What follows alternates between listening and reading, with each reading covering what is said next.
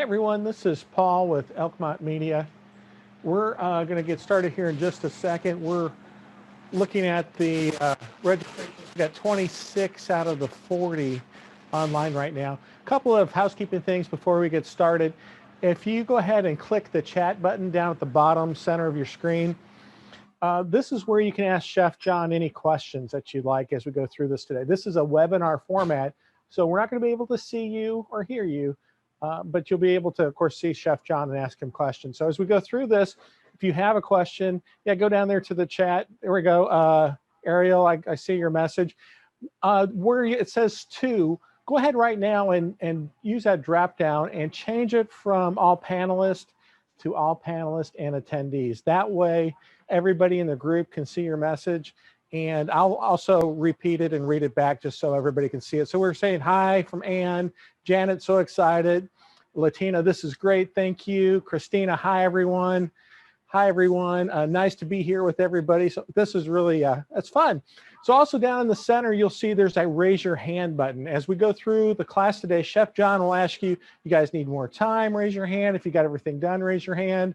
If you have any questions, raise your hand. So we use that as another way of communicating as we go through the class today. If you have any sound issues, technical issues, sometimes it happens. We monitor that. We have a laptop here in our studio that we will listen to throughout the class to make sure that everything's looking right and sounding right. And Ariel asks everybody to make sure you take pics and send them to Coverys Cares or Ariel so we can post them. And Chef will ask you as you go along too, if you have any great looking pictures, send them on in to us too. We'd love to see how your dish turned out today. So we're up to 27 people right now. I'm going to go ahead and turn it over to Chef John. We're excited having you guys with us today. Thanks so much. Here's Chef John. Good afternoon, everyone. I'm Chef John at the Cutting Edge Classroom here in Knoxville, Tennessee. I've got my latte here because it's cold out for a Tennessee day anyway. So, and I'm still trying to wake up, but welcome. It's great to be here. Said, don't worry about raising your hand and asking questions. The more, the better. So even with a large group, we can field as many questions as you have. So if you're curious about what kind of knife I use, any kind of questions regarding the food we're doing today, questions about me, whatever it is, hammer away. We love to do that. So without further ado, we're going to go ahead and get started. Paul, how many do we have on so far? 28. 28. Good. That's a good sized group. Okay, so pad thai, not a difficult thing to do. Thai cuisine is one of our most popular here at the school. We are a cooking school as well. So not only the virtual studio, but we also have an in-house studio or in-house kitchen, I should say, where we do personal classes. So, and we're still doing those. We're at a lot less capacity now. We're at about 50% and doing all the social distancing stuff and everything we have to do with COVID. But, people are still coming to us. So, we're blessed with that. And if that stops and they tell us no more of that, we'll start doing curbside food if we have to. We do what we have to do here.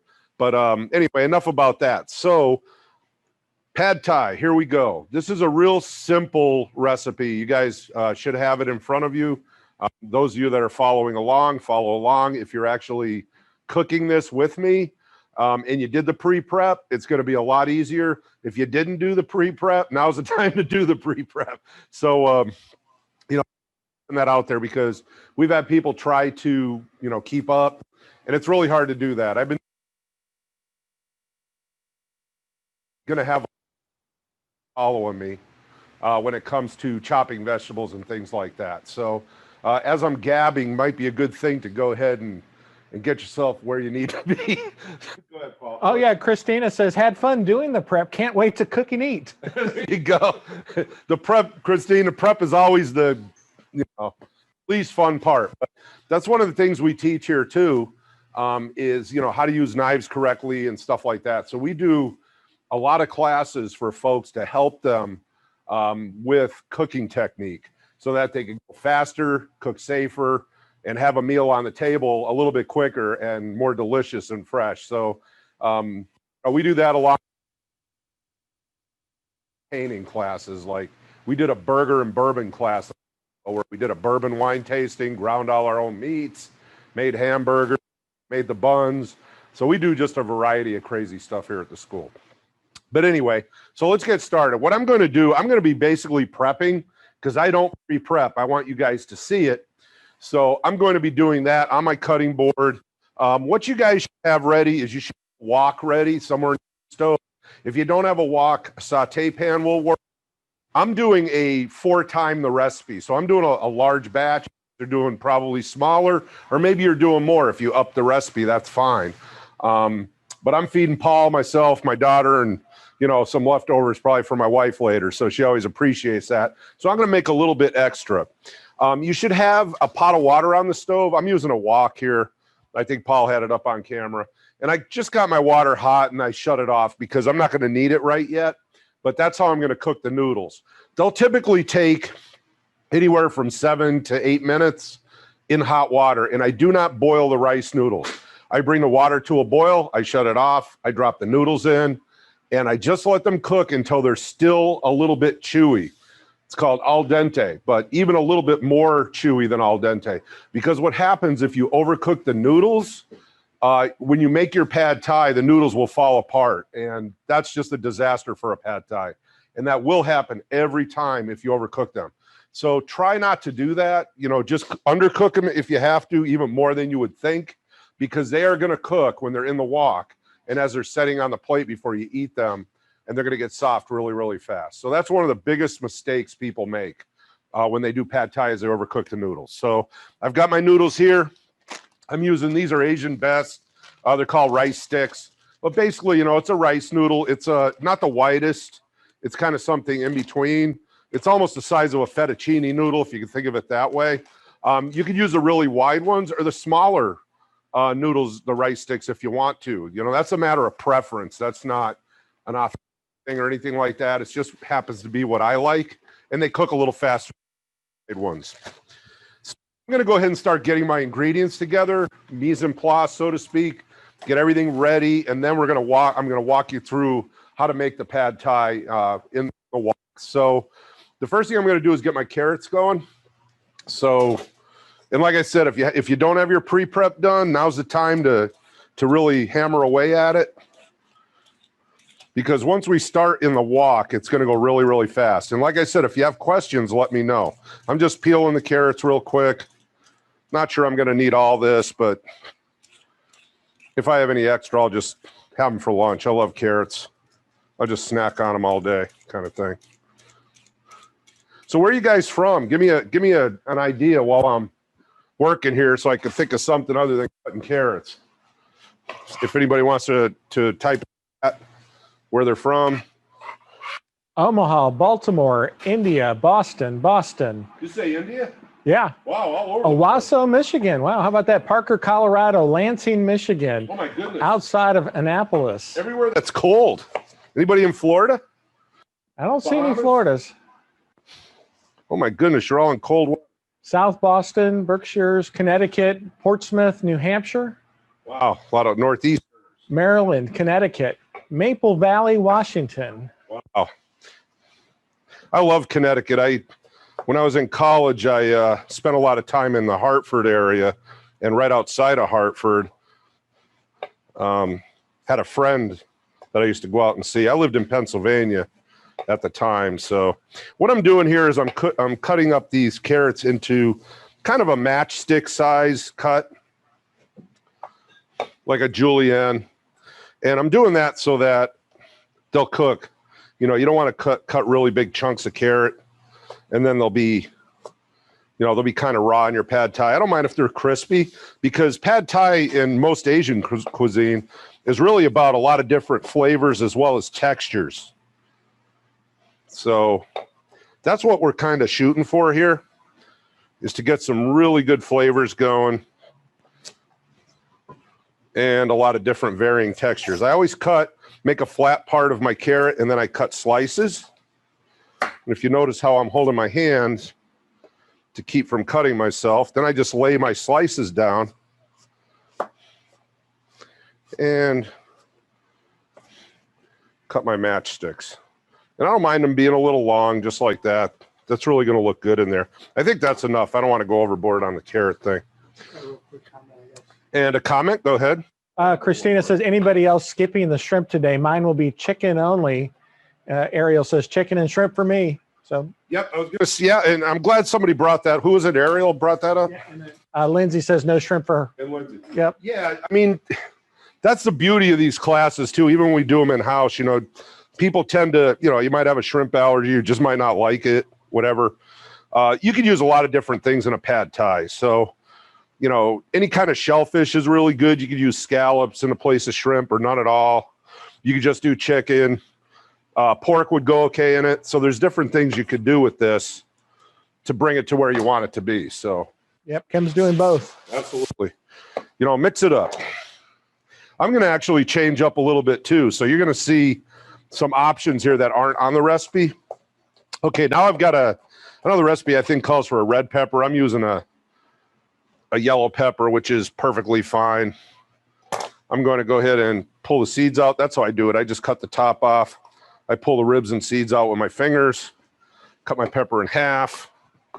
Then I'm going to cut my strips with a nice sharp knife. And I love Japanese knives, and that's what this one is. The steel that they use, the blade, the way they make the blades, the angle, the handle, just everything about them I just fell in love with. Unfortunately, because they're expensive, but you know, you get what you pay for. So, and they last forever. This one's lifetime warranty, so you can't ask for better than that. And we all know a sharp knife is the safest knife, right? Because if you're doing this with a dull knife and it hits the skin and bounces, guess what's in the way? My fingers. So, I got a question from Ann. What brand Japanese knife? Okay, well, this one's a Miyabi, Ann. And if you look it up, you know, they've got all different styles of knife. But this is one of my favorites. I found this in Florida when I was at walking through a store in Florida. And, you know, I just fell in love with it. And it's really one of a kind. I haven't really seen it anywhere. I've looked on Amazon. There's Miyabi knives, but this particular one, you just can't find it. And it just happened to be the right length, the right handle. You know, it's just a beautiful looking knife. People always comment on it. There's another brand I like. It's called Shun. So S-H-U-N. And they make really good knives too. So I have a couple of those as well.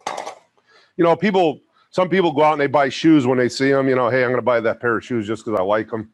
They might sit in your closet forever. I'm kind of like that with knives. You know, I might pull it out of the closet once every couple of weeks, you know, and rotate them out depending upon what kind of mood I'm in. So, you know, I have issues, but you know, what are you going to do? Right, Paul? Paul's over there. Yep, he's right. He's right. I have issues. Got another question, Chef. Thanks for backing me up there, buddy. Well, you're welcome. Sharon asked, how do Japanese differ from other brands like Wusthof? Wusthof? Question. So I like Wusthof too, but I've got some Henkels as well. I mean, we use Henkels in our classes. That's another brand. The difference is mostly the type of steel that's used, the handle and the weight of the knife, the look of the knife, pretty much everything. I should just say everything. I mean, they're just different. I would say Wustofs are more of a heavy duty kind of, you know, chop away and, you know, hack away at stuff. It's good for big jobs, things like that. But they're all different types, so in different sizes. So, you know, the main thing is with Japanese knives is they're a little bit lighter. The blades are very sharp. That's one thing. They're extremely sharp, but also they're brittle because they're so sharp. So you could actually snap or take a chunk out of a Japanese knife blade, you know, cutting something hard like a winter squash. So you really have to be careful with that. I just cut up some garlic, if you're wondering what I did. There's also about an 11-degree angle on the blade, as opposed to a 15, 16, 20-degree angle on a Wusthof or some other different knives. So that makes a big difference. It means this is sharper, but also very brittle when it comes to the knife blade, as opposed to those other knives. So I hope I answered your question. They're sharper, prettier, and they fit in my hand better. That's the main things that I look at with a knife. So whether it's a Japanese knife or some other type of knife. Okay, so now I've got some cilantro here. This is spelled C-U-L-A-N-T-R-O. So this is a little, and I've washed all these vegetables. This is a little bit different. I found this in an Asian market, and it's a long leaf, but it smells a little bit milder than your typical small leaf cilantro, and it's wonderful stuff. I love using this in Thai cuisine. So what I'm going to do, kind of going to do it like a chiffonade, where I'm just going to roll it and slice it into ribbons. And this will go some in the dish and a little bit on top as a garnish. Wonderful stuff. I think I'm good there. I don't use the stem part. Let's see. I'm going to get a little cup so I can set this stuff off to the side. This is all organization. This is how you cook. You get everything ready, and then you start, especially if you're using a wok, because once you get started, there's no prepping after that. I've got eggs here. I'm going to go ahead and crack these in a bowl. I like to tap on a flat surface because you don't drive the shell into the egg. So there's less of a chance of getting shells in, and there's less of a chance of breaking the yolk. In this case, not a big deal because we're going to break them anyway, but if you're frying it stuff, that does make a difference. So there's those. I'm going to step over here, get rid of these really quick, wipe my hands off, wipe my board. Okay, and then I'm going to whisk these up. So a fork usually works best for this job. Right. This is therapy for me. I love this. This is great stuff. Just whisking eggs. Any questions? I have a farm, like, oh, it's a small family-owned farm about a quarter mile from my house, and my wife and I walk down there, and they have goats and chickens, and we feed the horses and stuff, but they started selling eggs. So usually 8 or 9 dozen Saturday sell. So I've been kind of getting there real early and getting some before they sell out. And I'll tell you, if you haven't had a fresh egg, like laid that week or that day, you haven't had an egg. I mean, what a difference. And they're all different colors. It's really cool, but that's where I've been getting my eggs recently. Try to use local if we can. Try to source locally best we can. And I'm always willing to pay a little bit. They charge $3 a dozen, but I'll tell you what, you can pay $3 a dozen, you know, in the grocery store and get a substandard egg. So I don't mind it. Any questions? If you do, let me know. I'm just going to keep hammering away here. So I've got a juicer. That's what this big old contraption is here. And I'm going to juice my limes. The recipe calls for lime juice. If you just have the stuff in a bottle, that's okay. I don't expect you to do this. But if you want to elevate your dish, always use fresh citrus. There's no comparison to what you get out of this as opposed to the bottle. Question? Latina was making a comment about the eggs. She said, agreed. My kids can always tell when I buy eggs from the store. Yeah, there's a huge difference in taste. Oh, really? So you buy fresh and you buy at the store. Me too. There is a big difference. You know, if you crack an egg on a plate, oops. So into the garbage. If you crack an egg on a plate and it spreads out a lot, you know, there's the yolk, then there's the white that kind of is solid, and then the rest of it's like watery. Well, the more watery it is, the less fresh, or it's been mishandled, which means it's been out of temperature. It might have got warm in a truck being shipped to the store or whatever.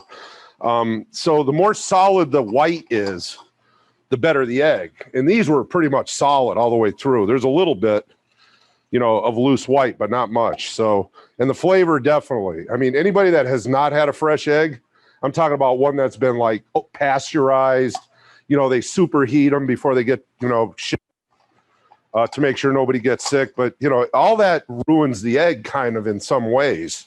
And it's funny that a natural egg, the way it is, without all that happening, just being washed off, you know, it could be left at room temperature for quite some time and not make you sick. Yeah, absolutely. But, you know, the ones that you buy in a grocery store, because they've been pasteurized, it destroys those properties that allows the egg to basically protect itself, the interior. So they have to be refrigerated right away. And anybody that owned a farm or lived way back when knows that, because, you know, refrigeration was kind of one of those things that not everybody all the time. So, all right, so I've got green onions here. I'm sharing all kinds of stuff today, aren't I, Paul? I'm just going off. I must be in a mood to talk. Ann says if you wash an egg, you have to refrigerate. Don't wash them. Oh, if you wash it? Not so much. Are you saying, or are you asking? She's asking. Usually what happens is, you know, when they're superheated, when they pasteurize them, we all know what pasteurization is. That's typically when, you know, you have to refrigerate them right away. And I'm not going to say you can leave them out forever. They will spoil, but you don't have to worry as much about the refrigeration. The only trade-off is, you know, if there's salmonella on the outside of the egg, which is, you know, if they're washed and cleaned properly, you shouldn't have that problem anyway. But, you know, with mass-produced eggs, where they come from, if you think about it, you know, sometimes you probably don't want to think about it. You know, all the caged chickens laying these eggs. It's like cramming 500 people into a closet. You know, somebody's going to get sick, right? I mean, that's just the way it is. But if these chickens are running wild around, they're not crammed up, and they're just laying eggs naturally, you know, and somebody's just going in and picking them, cleaning them up, there's not going to be as much of a chance of getting sick from those eggs, if that makes sense. I hope it does. All right, so I'm cutting the green tops off here, and I'm just slicing them thin. These are going to be kind of a garnish, and then the whites, the white parts of the green onion, I'm going to toss in the beginning with the garlic. So the tops don't have to be cleaned as much, or don't have to be cooked as much.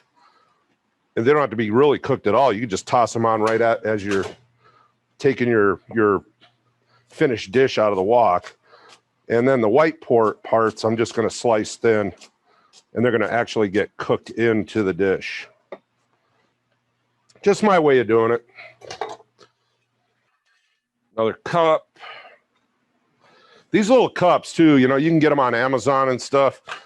4 ounce, and these are 4s, sorry, and these are 2 ounce, and they're great for doing this kind of stuff. Even in your kitchen at home, you know, just getting your ingredients together, and then you can wash them and reuse them. You don't have to throw them out. So, you know, they're great to have. We use them a lot.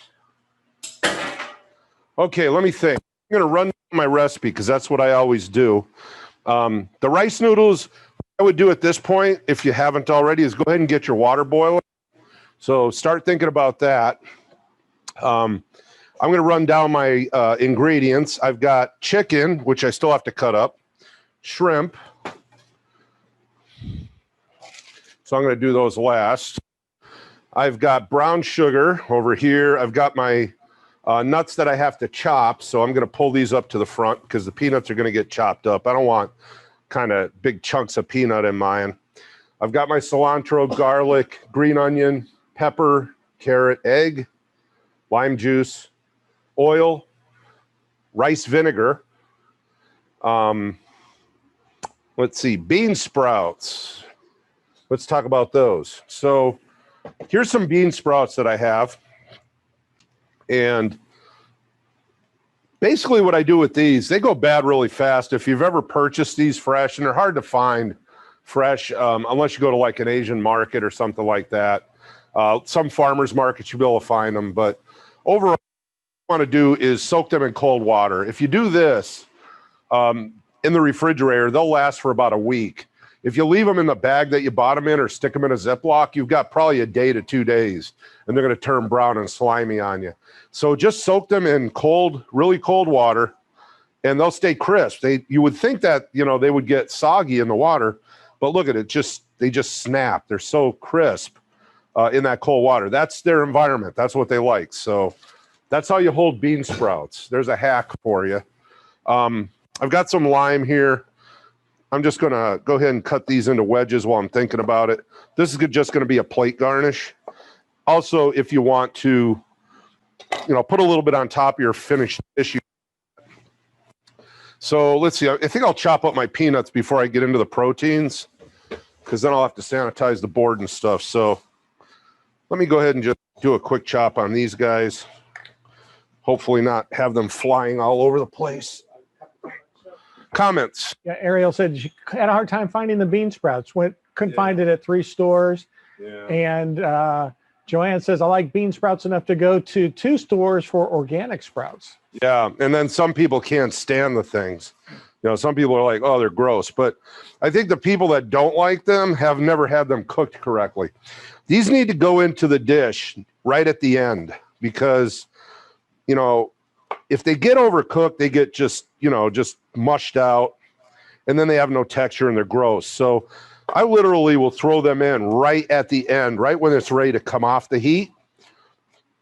And that way they won't get overcooked. That's my pet peeve. I don't like them mushy. I don't like mushy. Yeah. Kim said she tried 3 stores, ended up with a super blend of veggies with Napa cabbage in it. You know what? That's a good idea. Napa cabbage super blend will work.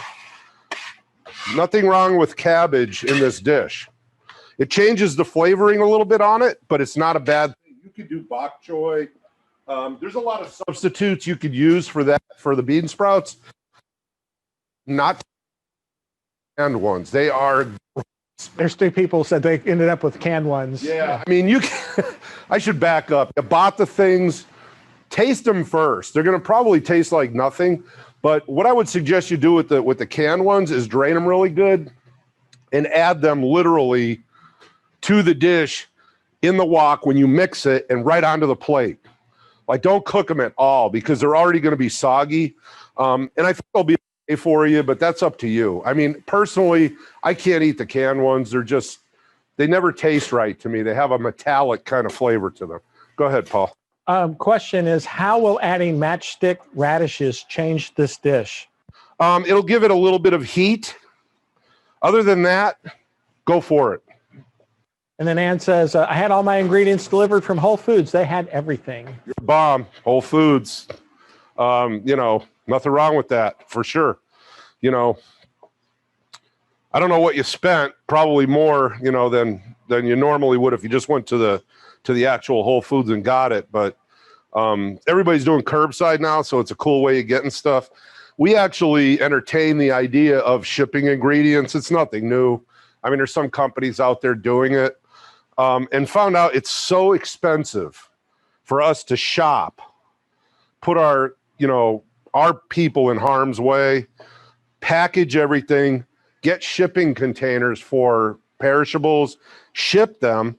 You're talking about, $60-70 a person to do this. And my conscience won't let me do that. I mean, it drives up the cost of these events just huge. So as of now, we're only doing it locally, where if somebody books one here in the area, they can come pick it up curbside. I did contact a company. It was one of these big chefs. I won't mention the name or anything, but he's actually come up with an idea to, be that middle person that actually send him a recipe. He shops everything, gets it all ready, and ships it out. And anybody want to raise their hand and take a guess how much it would cost for one person, say for this dish, to have some big name chef to get your ingredients at the store and ship it to you? Anybody want to raise their hand and kind of just take a wild guess? You got 150 from Samantha. Ariel says 90. Samantha, you're close. Keep going. I actually sent this recipe out. 175? $200 for them to purchase the food and ship it for this recipe for 2 people. Samantha said, I've had it done before. It's crazy. Sick. I was like, thank you, but no thanks. I don't care who you are. I could go shopping. So, long story short, so many ways of getting items, even Aldi, as I have Aldi where you're at, but, Publix, Kroger, all the grocery stores around here, they all have click list, curbside. Just call them up, order online, pick it up. You don't have to go in the store. So I would rather have people do that than charge them these, these just crazy sick amounts of money to have somebody do it for them. And there's a market for that. I mean, I've had companies say, we'll pay it. It's just, I don't know. I just can't see it. I'm having trouble with that one. So, but there are cooks and chefs out there that are doing it. I don't know how, but they are. So who knows? This hangs around long enough, God forbid, we'll probably have to look at it sooner or later. All right, so what I'm doing now is I'm just butterflying my chicken breast open. So I just cut it open right down the middle.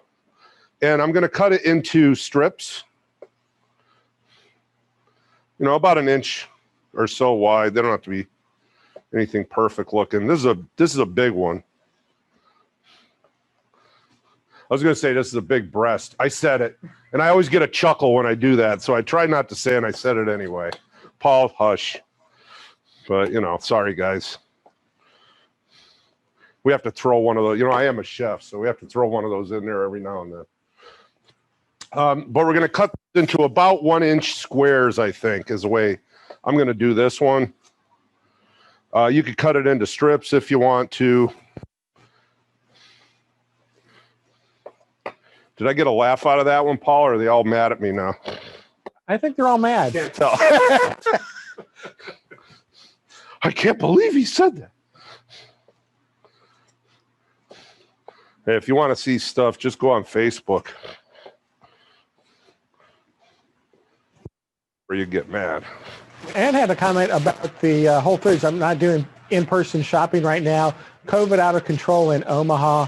Whole Foods free for Amazon Prime members. Whole Foods delivery is free for Amazon Prime. That makes sense.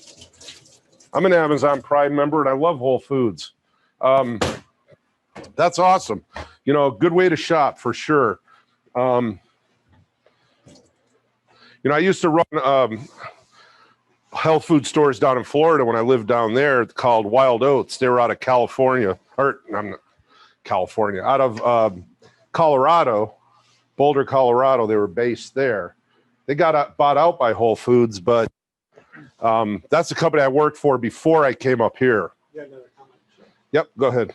Amy said, well, it happened. I overcooked the noodles. This was helpful. I never was known to undercook them. Oh, sorry, Amy. Did I not catch you in time?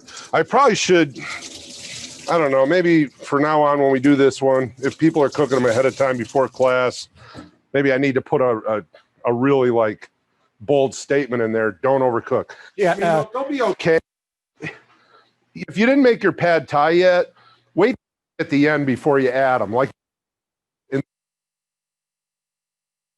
Don't cook them into the dish.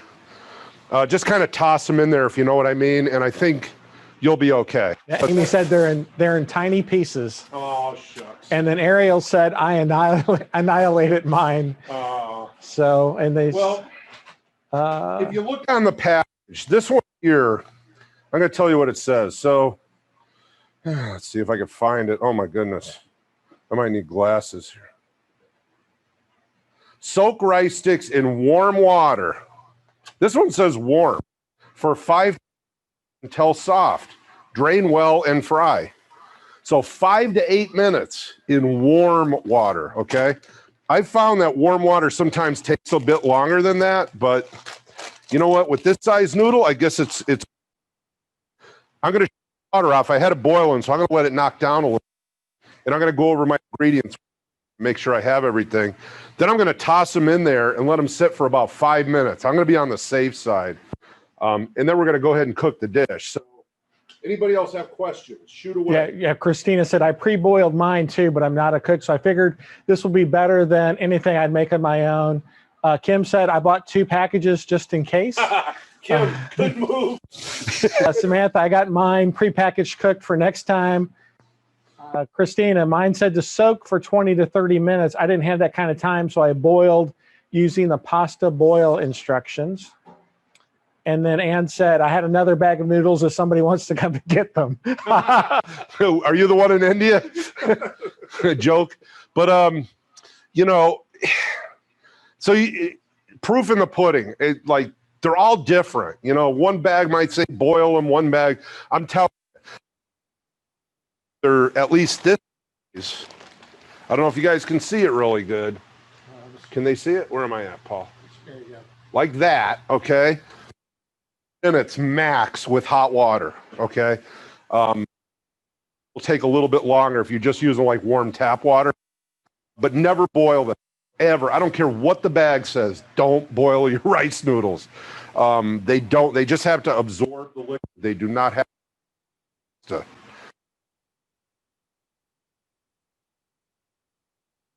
Warm water, it's not absorb water, but it's not going to cook through. Rice noodles will. Go ahead. Christina, I couldn't find rice vinegar. Is there a substitute? She said, I have balsamic vinegar. Balsamic's not really a substitute because it's you can use it, it won't hurt, but white vinegar would be better, even like a red wine or a white wine vinegar, anything but balsamic. If that's all you have, I would knock it in half and use it. Don't use the full quantity though, because it will change the flavor of your dish. It might not destroy your dish. We just try to, keep it a little more on the authentic side. Like I use vegetable oil for my Asian dishes. I don't typically use olive oil, but olive oil I use just about on everything else. But it tends to clash or change the flavoring, the layers of flavor in these dishes. So I typically stay away from the olive oil because it'll over some of these flavors. So there are some that I do. All right. Before I get my noodles going, we've got lots of time here. So I'm going to talk a little bit about other things you can use. So I've got this right here is a chili garlic sauce. This stuff is 3 letters, Y-U-M, when you put it into foods. Sriracha will also work. If you guys know what sriracha is, hold on a second. I'll be right back. Paul, you don't have to follow me with the camera. I'm running to the fridge. So we all know what sriracha is, or maybe you don't, but this is really good stuff too that you could use to. But I'm just showing you things that you could actually add to the dish towards the end to flavor it if you want a little bit of spice or a little bit of heat. If you go to a Thai restaurant, typically you'll see it. Pad Thai will have 1 pepper, 2 peppers, 3 peppers. That's just the levels of heat, capsicum that you put in there, okay?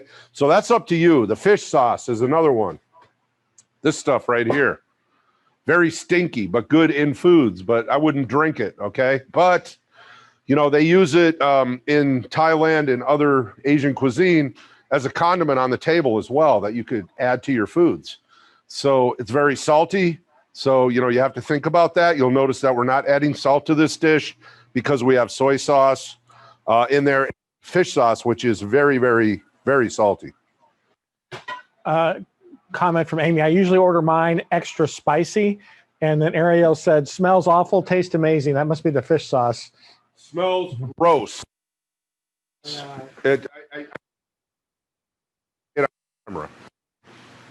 Christina says, would sesame oil be a nice addition? In this dish, typically you don't use it in a lot of other dishes, both Thai, Japanese, but it's not usually used in a pad thai.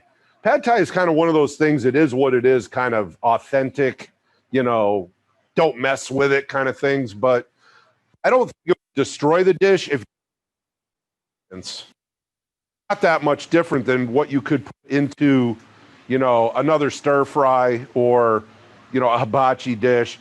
So I would say it won't ruin it. It'll drastically change the flavor of it. Also, what was I going to get at? There was something else, and I lost my train of thought.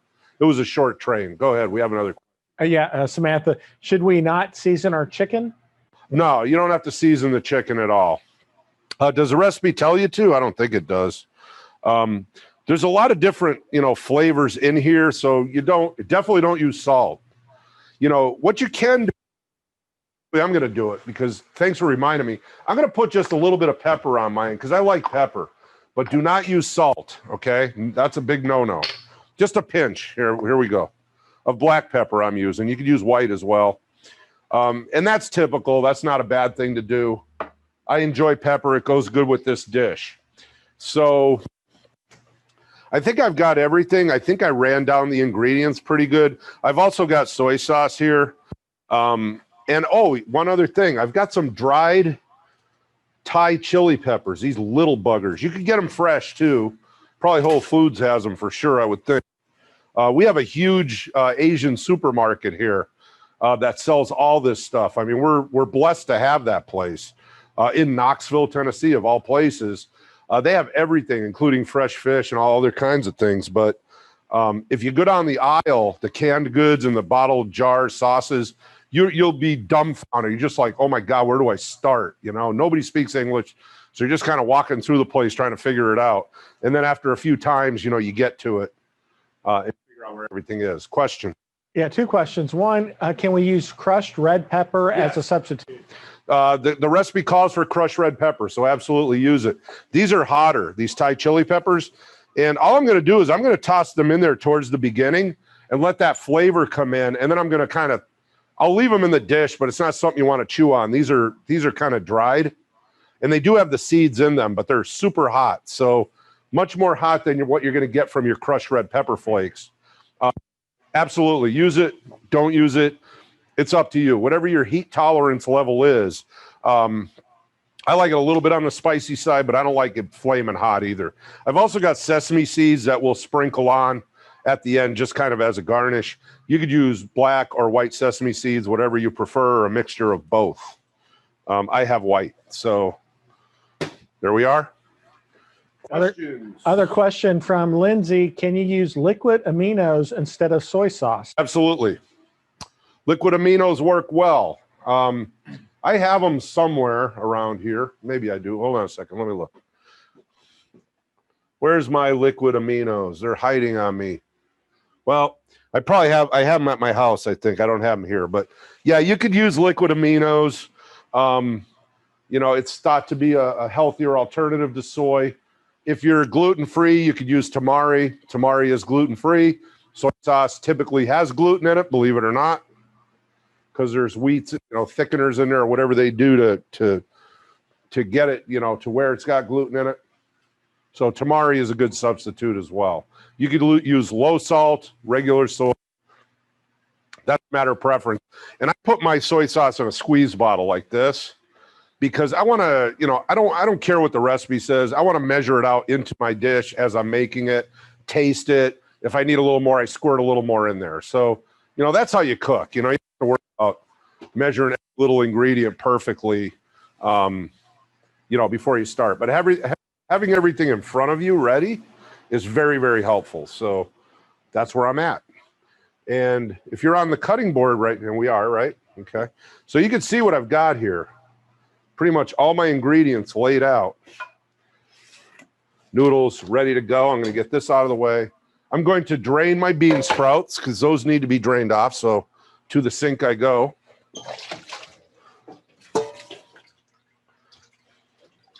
I don't think we have to put camera on. I think they know what draining bean sprouts might look like. What do you think, Paul? They're a really smart group, this group, so they're going to know. Any other questions before we get started in the stir fry? And in the meantime, I'm going to toss my noodles into the hot water. Yeah, you could go ahead and switch over here, Paul. I wish I had enough hot water in there. I don't. So I'm going to get a little bit more. I'm going to turn the stove on just because I'm going to add some water into this. And then I'm going to set a timer so I don't over soak my noodles.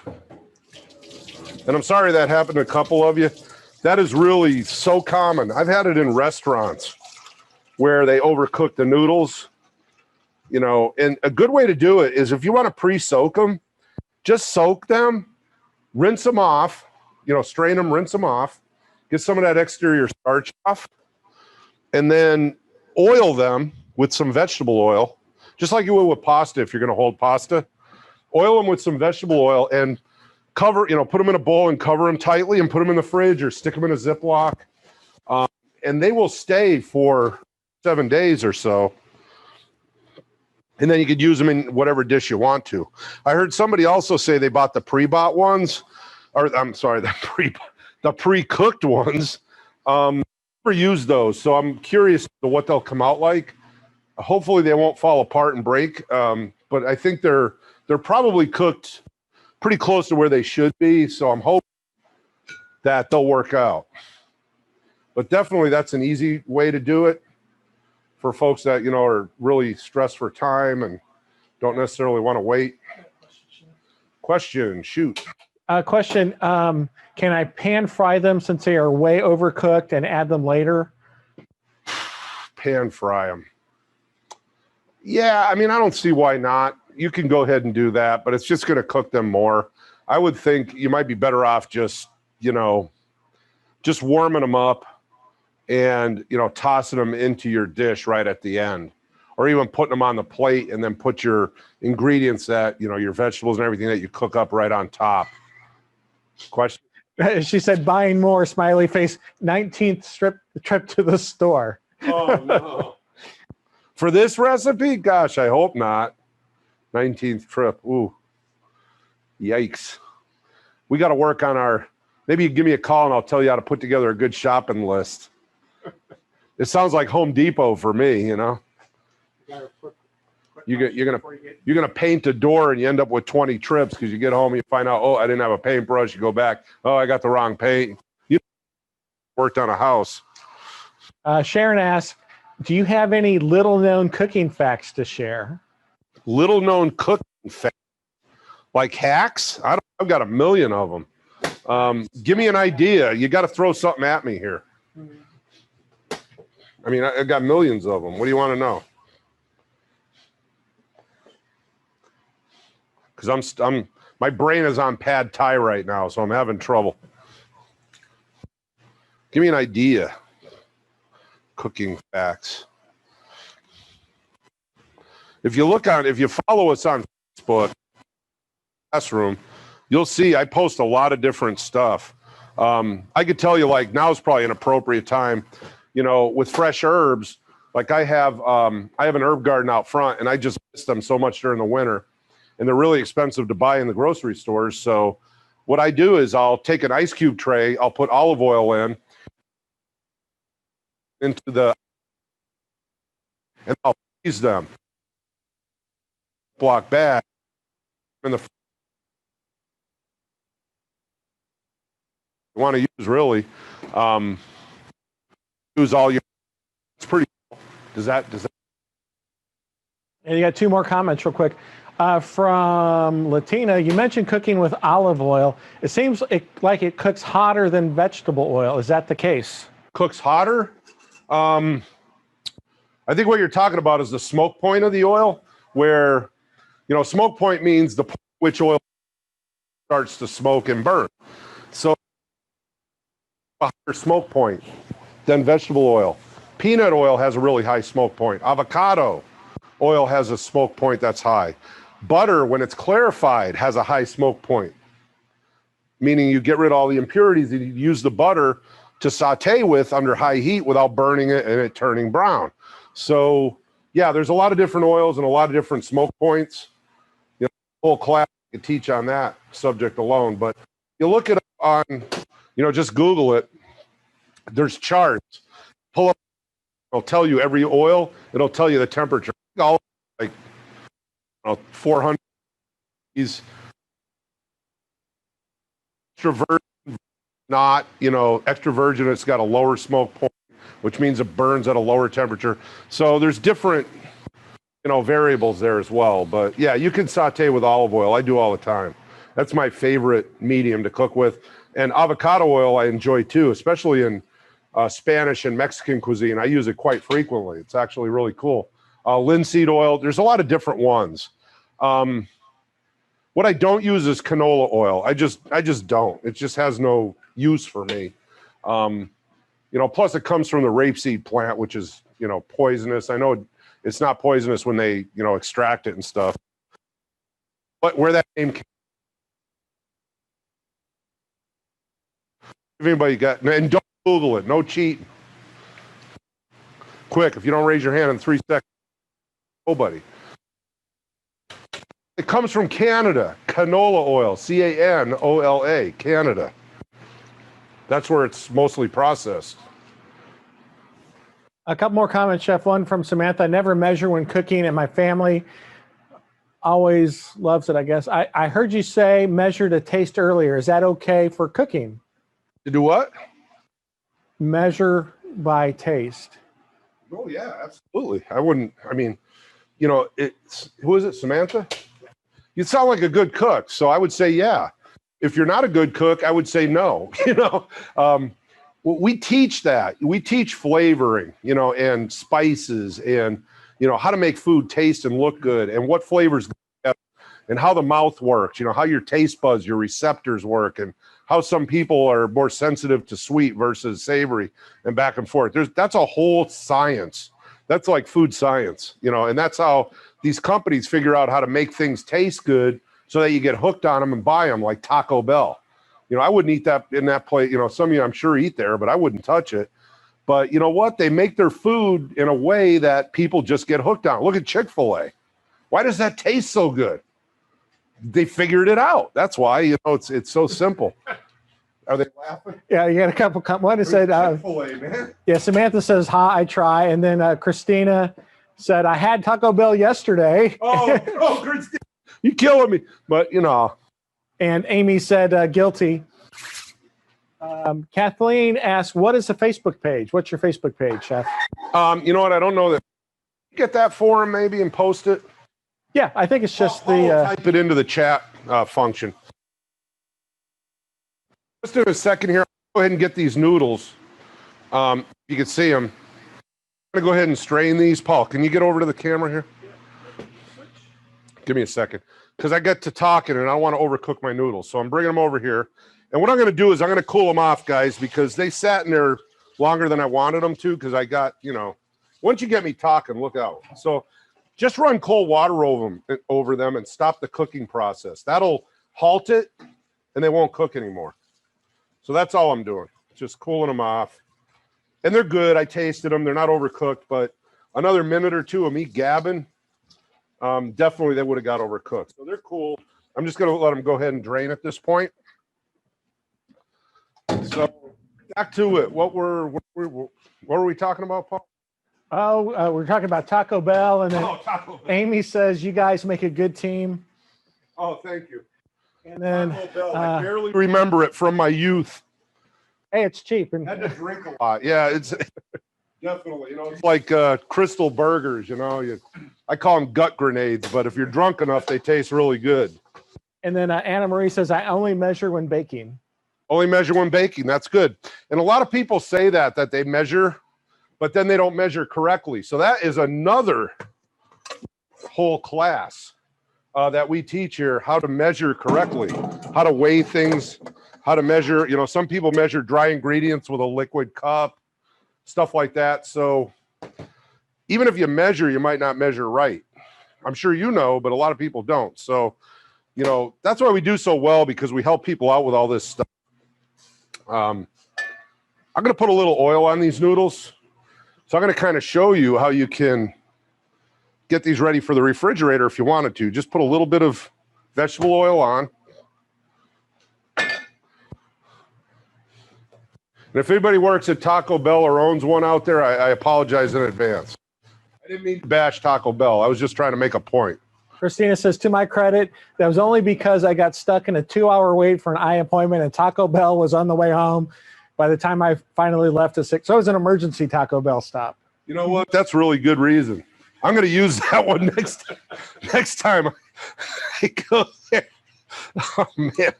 Okay, so I got some oil on these noodles so they don't stick. You said emergency. Yeah. Emergency. Yeah, exactly. You had the munchies. Just be honest, okay? It's quite all right. Okay, so I've got my noodles. I got all my ingredients, and I am not going to stare at the recipe while I do this. So if you guys are ready, I need more time before I start the stir fry, because I have no idea how many of you are actually doing this with me and how many of you are just watching and doing it later, or how many of you are already eating. So give me an idea if you need more time. Raise your hand, type it in the chat, and I will slow down, because we got plenty of time here. We've got a whole half hour, and this only takes about 5 minutes. Let's see. Ann says the benefit of COVID, no fast food since last March. She's lost 31 pounds. Oh, that's awesome. Congratulations. I gained 31. Yeah, Christina says, I'm doing it along with you. Samantha, waiting on you, Chef. Lindsay, we're doing it with you. Latina, working along. Anna Marie, I'm ready. Christina, although I started the chicken because I thought this ended at 2. Okay. And then Kim, doing it with you, ready when you are. Ariel, this is a 60-minute class, not 90. Oh, is it a 60? Uh-oh. And then Amy's got to drop for another call, but thanks to everybody. So. Okay. Well, I guess we have 5 minutes now since it's 60 minutes. I could have swore all our classes are usually an hour and a half. So let's get started. Okay, so I'm going to go ahead and fire up my wok. And you want the wok to get good and hot. This goes so fast, so we're going to just hammer away at this thing. And my apologies, I could have swore I had it down for an hour and a half, but I don't want to run you guys late. So are we on the wok, Paul? Am I in a good spot here? Move the way it moves the way. There you go. Are we good? Okay, perfect. I'll try not to start the camera on fire. Okay, so oil. I'm not using all of it, just about half the oil. I have my chicken. And that's what you want to hear. You want to hear it to start cooking right away.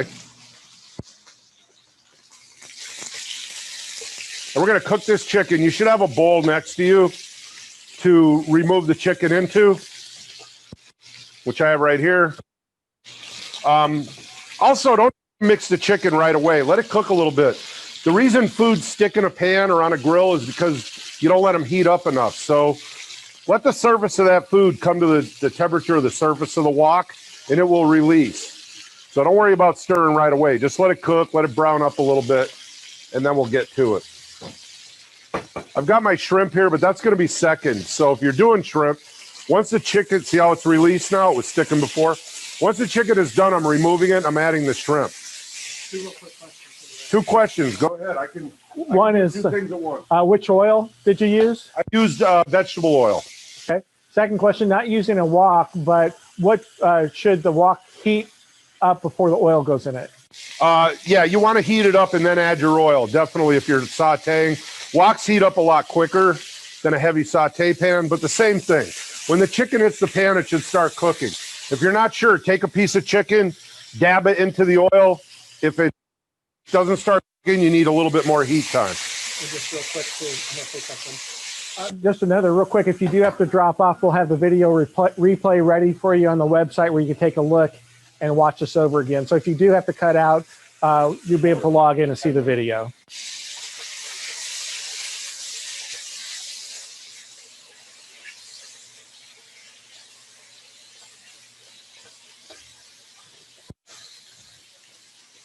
All right, getting the chicken cooked up.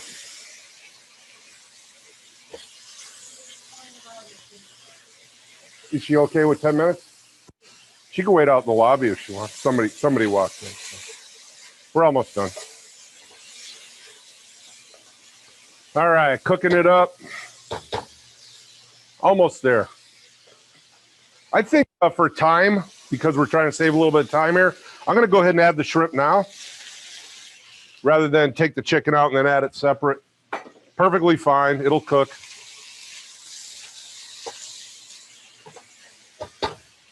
And I'm reserving some of the oil for the vegetables. So this takes the longest. Once the proteins are cooked, the vegetables go super fast. Is everybody still with me, Paul? Are they still all on? Yeah, 23 on. Okay, I hope we didn't have to. Again, I'm sorry I got to being too talkative and lost track of the time there. Ariel says, I'm saving mine for dinner. Super excited to surprise my husband. Good. Oh, it's a surprise? Well, that's good. A happy marriage is one where, you know, the people are fed, right? And I think husbands and wives should cook together, you know, in most cases. Ariel says, I always burn everything. I won't with this. Well, Ariel, you know, I have a customer, he was actually a professor of mine in college a ways back at the University of Tennessee, and he burns everything. And what I taught him was, when you think the heat is perfect on your dish while you're cooking, lower it by 50%. And he does it and he doesn't burn anything now. Some people just have a hard time honing in on that, you know, what temperature to use. They get, really, you just have to know by looking sometimes and feel, you know, it's not always about, well, it's got to be at 350 or it's got to be on medium. You just have to know the way it's. Janet says, my husband's looking forward to this dinner tonight. Awesome. Okay, I'm pulling off my shrimp and chicken. It's mostly done. The chicken might need another minute, but it's going to cook more into the dish as it sits here in a bowl like that. So that's my shrimp and chicken. More. All right, rest of the oil goes into the wok. I'm going to let it heat up. And then I'm just going to start hammering away at these ingredients. Now, what I forgot to do really quick is I forgot to mix my sauce ingredients together. So what I'm going to do is I'm going to go ahead and throw my carrots in because that's the hardest one to cook. And if you could take me back to the cutting board, I'm going to show you the sauce really quick. I'm sorry, guys. It's the brown sugar. So let me get a bowl here really quick. This is just the sauce. And I actually double the sauce because I like mine with a little extra sauce. And it says that in a recipe. So you can do that. So I've got the brown sugar, soy sauce, rice vinegar, lime juice, and fish sauce. So I'm just going to, you know, eyeball the fish sauce. About a tablespoon-ish. Lime juice going in. Rice vinegar going in. And some soy sauce. And I'll add more soy sauce if I need it later. About 2 tablespoons. Going to stir that up. That's my sauce. There it is, ready to go. Okay, I'm going to mix my carrots around. Perfect. I'm going to add my peppers. And my garlic's going in next. And my white onion tips. So garlic, white onion tips.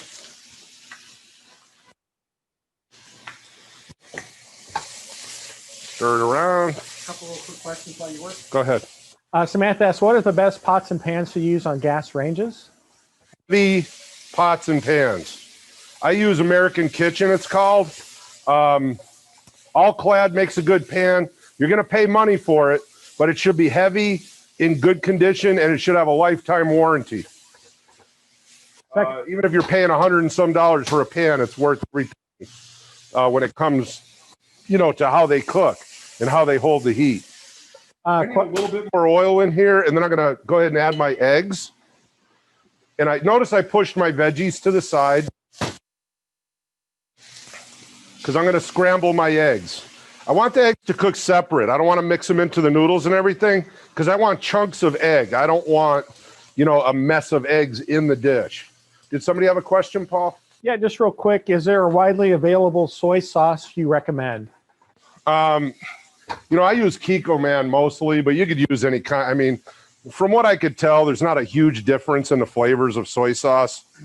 But that's the one I happen to use just because it's in front of me the first thing I see when I get into the store. So, you know, that's up to you. We got one more question. Another question. Rhonda asks, can you say what the sauce mix was again? All the stuff that you put in. Brown sugar, vinegar. It's actually in the first part of the recipe. Brown sugar, soy sauce, vinegar, lime juice, and fish sauce. I'm also going to add a little bit of this red pepper and garlic paste that I was talking about. Right here, that's my sauce. That's what it looks like. Just to spice it up a little bit. My eggs are about done. I'm flipping them. I think we're good. I'm going to mix them into the vegetable. See how we have chunks of egg in there? All right, I'm going to throw my sauce in. And there's some goodies stuck to the bottom there, so I'm going to put those in. See, I like mine a little bit on the saucy side. I'm going to throw my noodles in. Right now, it's a matter of heating up, getting them mixed into the sauce and the vegetables. I had a carrot jump out of there. This part's a little easier with tongs.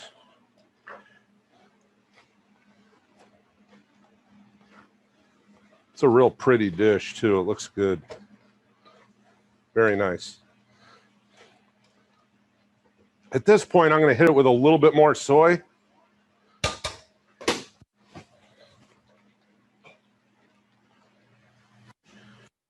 I'm going to add and with the juice, my shrimp and chicken. I'm going to sprinkle some cilantro on top.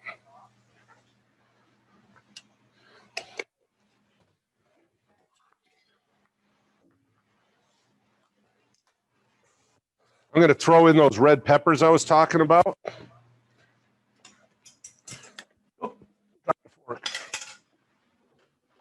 And now I'm just letting it heat up. And I'm getting a spot ready here to plate so you can see it. My bean sprouts are going in right at the end. And my green onion tops. So I'm just going to stir this around. Make sure I get shrimp and chicken mixed in. See how my noodles are keeping their integrity? That's what you want. Definitely don't want them falling apart on you. Okay. I'm going to add some green onion, and I'm going to save some to garnish. And bean sprouts. I'm doing a lot, guys, so it's probably a heck of a lot more than what you're doing. I'm just making like 4 times the recipe. So this will feed about 6 to 8 people, or me and Paul. Hey, that's right. Real quick question from Christina. Did you say we should do noodles last if we pre-cooked? Yes. Just to heat them up, Christina. That's all you have to do. Your goal is just to heat your noodles and get some flavor on them. Okay. As you can see, I'm done. So what I'm going to do is get myself set up here to garnish a plate for you, so we can get a picture and go from there. All right, here we go. So I've got a fancy looking pretty plate right here. You're going to need some more cilantro if you have green onion and your sesame seeds and peanuts. So here we go. Stirring it up a little bit.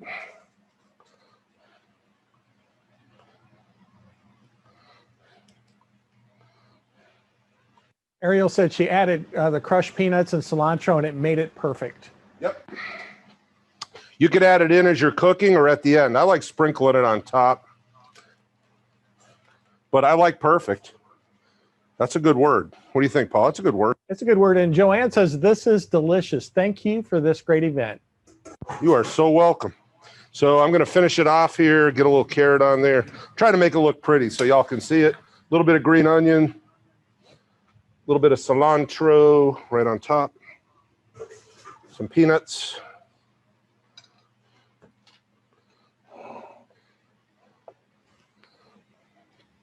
Ariel asks, send me pics for the gallery. Thanks for all for joining today. There it is. Christina, my husband says thank you, and to you both and Ariel for organizing. You are so welcome. Thank you so much for having us. I mean, I really appreciate it. It's great. Thanks, Ariel, for bringing us on board. You guys are awesome. Thanks for all the questions. I really enjoyed that. I like answering these questions and being engaged. I also forgot my sesame seed. I'm just going to put a little bit on top just to finish it off. And there we go. That's it. That's the finished dish. Thanks again. Does anybody have any final questions? Sorry, I ran over a little bit in time, but my apologies. I'll put the Facebook page up. They're asking for that. Okay, we're going to go ahead and post the Facebook page now for you guys. By all means, like us on Facebook. You can keep up with our classes. And we're actually going to be, we're getting ready to add virtual classes on our regular schedule. So you'll be able to go on our website, www.thecuttingedgeclassroom.com, and individually or as a group sign up for our virtual classes. They're going to run probably around $29 or $39 a person. So they're going to be affordable, and you're going to get, you know, a good hour and a half to 2 hour class virtual with a bunch of other people. Might not be the same group because anybody can sign up for it. So that's going to be an option that you can look for. We'll be doing kids classes, parent-child classes and for adults. Probably we're going to start with about 3 or 4 a month and see how they go. So hopefully people will sign up all over the place, and we'll keep those virtual classes happening because they're going to be fun, you know, like this, and focused on a lot of different skills. So any other questions? Does anybody need anything before we sign off? Yeah, there's a good question. Oh, also, if you like, please go on Google and leave us a Google review at the Cutting Edge Classroom.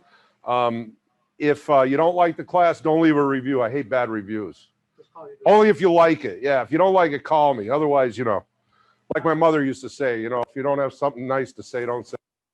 A quick, if we're not eating until dinner, do you put the peanuts on now? Yeah, I would put them on when you're ready to eat. But you know, if you already did, it's not going to hurt anything. But they might get a little soggy, so I would wait. You know, that's the crunch, and then just warm it up. I would warm it up back in a wok or in a pan. I wouldn't microwave it. It makes the noodles kind of mushy. That it? Fantastic lunch for me and leftovers for my husband. So fun. Good. And thank you. And this was fun. Thank you, everyone. All right. Well, thank you guys, and have a wonderful day. Stay safe. Give us feedback. Like I said, leave us a review. We're a small family-owned business, and you know, every little bit helps. So thank you. Stay safe. You guys were fun. Take care.